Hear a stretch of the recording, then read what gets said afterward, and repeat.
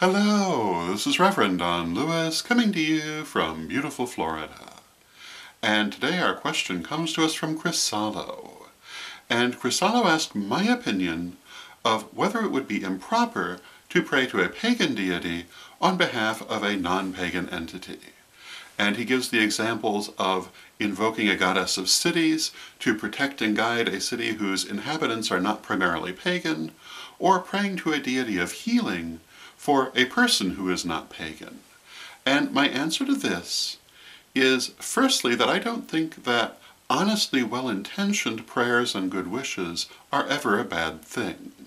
I think that if you're truly praying with a good heart and a pure intention and the understanding that you're asking for what is good for the person according to the understanding of their higher self and what is needed in their life, I don't think it's ever wrong.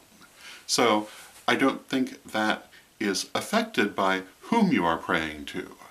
And the reason that I would say that is that in the end, deities are not giant comic book figures, they are cosmic forces.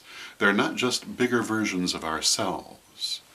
And when we talk about deities, when we give them human names and human faces and think of them in human terms, these are ways that we help ourselves to identify with them and interact with them, but they're truly more than we are.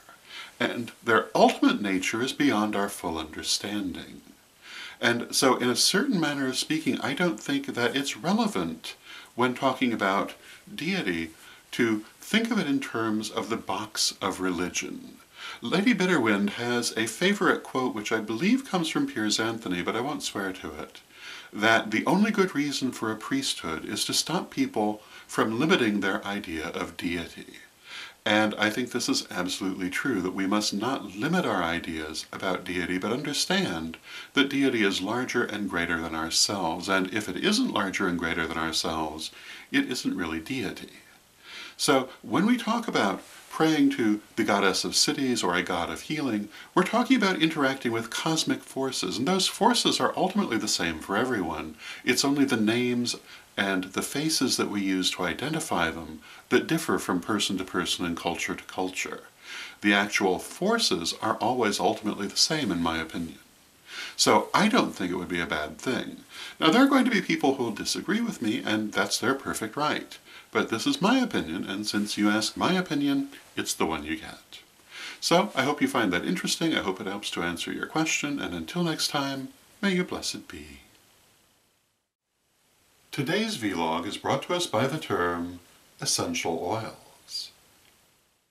Essential oils. Essential oils are extracted from plant materials through a complicated process that pulls out the plant's natural oils in a very pure form. Pure essential oils can be commercially purchased, but they usually need to be diluted before use, as they may be too harsh to use directly. Sometimes a diluted oil will be sold under the label essential oil, which can be confusing. You can usually tell the difference by the price. Pure essential oils tend to be quite expensive, and the price varies according to the variety of oil in question.